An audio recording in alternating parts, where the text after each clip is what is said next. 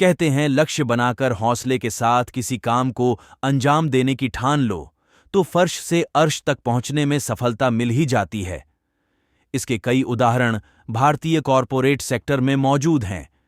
इन businessman ने बहुत ही छोटे स्तर पर बिजनेस की शुरुआत की और वो भी किसी ने पत्नी से पैसे उधार लिए तो किसी ने नौकरी कर पैसे जुटाए। आज इनमें से ज्यादातर देश के सबसे अमीर लोगों में शामिल हैं। आइए जानते हैं ऐसे ही भारतीय अरबपतियों की कहानी। वॉशिंग पाउडर बेचने वाले की कहानी। कहते हैं गुजरात की हवा में व्यापार है। ये बात कई दफे साबित भी हो चुकी है। गुजरात के अहमदाबाद के एक शख्स ने अपने घर के पीछे डिटर्जेंट पाउडर यानी कपड़े धोने वाला सर्फ बनाना शुरू किया। सर्फ बनाने के बाद वह इसे घर घर जाकर बेचा करता था। इतना ही नहीं, वह शख्स सर्फ के हर पैकेट के साथ ये गारंटी भी देता था कि अगर सर्फ सही न हुआ तो वह पैसे वापस कर देगा। दूसरी बड़ी बात थी उस शख्स द्वारा बेचे जाने वाले सर्फ का दाम।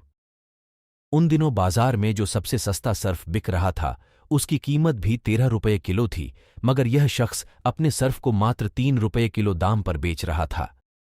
नतीजन शख्स का सर्फ मध्यवर्गीय तथा निम्न मध्यवर्गीय परिवारों में अपनी जगह बनाने में कामयाब रहा। 1959 में केवल एक शख्स द्वारा शुरू की गई कंपनी में आज लगभग 18,000 लोग काम करते हैं और इस कंपनी का टर्नओवर 70,000 करोड़ से भी ज्यादा है।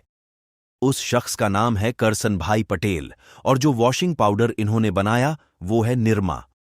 निरमा पाउडर ने किस तरह से बाजार में अपनी जगह बनाई, इसका अंदाजा आप इस बात से लगा सकते हैं कि आज भी कई लोग जब सर्फ खरीदने जाते हैं तो दुकानदार को यही कहते हैं कि भैया एक पैकेट निरमा देना।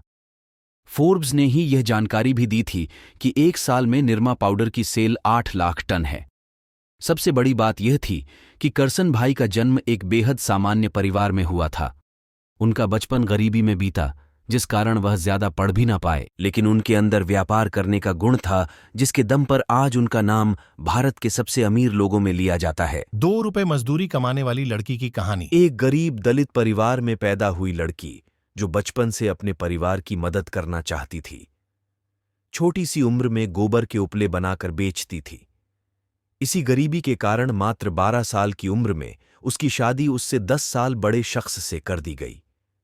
यहां तक भी उसे मंजूर था, मगर हद तब होने लगी जब ससुराल में उसे हर छोटी छोटी बात पर जानवरों की तरह पीटा जाने लगा। भले शादी हो चुकी थी मगर थी तो वो अभी भी बच्ची ही। कब तक सहती? एक दिन भाग आई अपने ससुराल से, लेकिन समाज भी उसके खिलाफ खड़ा था। ससुराल से भागने के जुर्म में पंचायत ने उसके परिवार का हुक्का पानी छांट दिया। कितना सहती भला वो मासूम सी जान। टूट गई और फैसला किया कि अब उसके जीने का कोई मकसद नहीं बचा, इसलिए वह खुद को खत्म कर लेगी। यही सोचकर उसने 3 बोतल कीटनाशक के पी लिए, लेकिन नियति उसके लिए कुछ और ही सोचकर बैठी थी। यही वजह थी कि उसकी एक जानने वाली महिला ने उसे बचा लिया। नई जिंदगी के साथ उसे नई सोच भी मिली और इसी सोच के साथ वह आ पहुंची मुंबई। यहां उसने एक गारमेंट कंपनी में मात्र 2 रुपये मजदूरी पर काम किया। इसके बाद वह खुद सिलाई करने लगी। 10 रुपये मिलते थे एक ब्लाउज सीने के। दिन में 16 घंटे काम करती, 4 ब्लाउज सीकर 40 रुपये कमाती। दिक्कतें खत्म नहीं हुई थीं। इलाज ना मिल पाने की वजह से बीमार बहन मर गई। वो लड़की फिर टूटी मगर हिम्मत नहीं हारी। तभी उसने सोचा क्यों ना वो अपना ही काम शुरू करे। इसी सोच के साथ 5,000 का लोन लिया, सिलाई मशीन खरीदी, कुछ और सामान खरीदा और शुरू कर दिया बुटीक का काम। उसकी मेहनत रंग लाने लगी, काम चल पड़ा। इसके साथ ही उसने एक फर्नीचर स्टोर भी शुरू किया। उसकी मेहनत और संघर्ष को अब पहचान मिलने लगी थी, मगर उसका सफर अभी खत्म नहीं हुआ था। इसी बीच 17 साल से बंद पड़ी एक कंपनी कामिनी ट्यूब्स पर सुप्रीम कोर्ट का फैसला आया। वहां काम करने वाले मजदूरों ने उस लड़की से निवेदन किया कि वह उस कंपनी का कार्यभार अपने हाथों में ले ले। वह कारीगरों की बात मान तो गई, लेकिन ये सब इतना आसान नहीं था, क्योंकि 1988 से बंद पड़ी इस कंपनी में कई तरह के विवाद थे। जमीन पर भी कई लोगों का कब्जा था, सरकार का करोड़ों का कर्जा बाकी था, मशीनें भी जंग खा चुकी थीं। इतना विवाद देखने के बाद शायद ही कोई इस कंपनी का काम अपने हाथ में लेता, मगर वो लड़की हारी नहीं। उसने अपनी मेहनत से विवाद सुलझाए और कंपनी शुरू कर दी। इसी कंपनी ने उस लड़की की किस्मत लिख दी। आज कामिनी ट्यूब्स करोड़ों का टर्नओवर कर रही है। उस लड़की को दुनिया कल्पना सरोज के नाम से जानती है।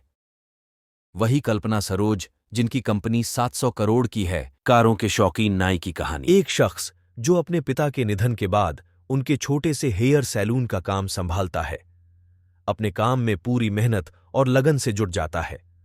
खर्चों में कटौती करके एक एक पाई जोड़ता है तथा 1974 में एक कार खरीदता है, मारुति ओमनी। बंदे को गाड़ियों का शौक था, लेकिन शौक सिर्फ देखने दिखाने तक ही सीमित नहीं था, बल्कि उस शौक से उसे पैसे भी कमाने थे। बस फिर क्या था, खरीदी हुई गाड़ी को उसने किराए पर देना शुरू कर दिया। काम चल पड़ा। 2004 तक उसके पास 7 गाड़ियां हो गईं।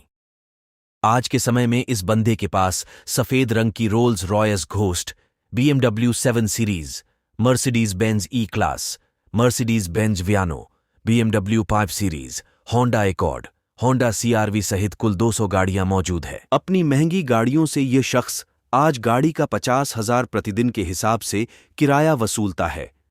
इस शख्स का नाम है रमेश बाबू बार्बर।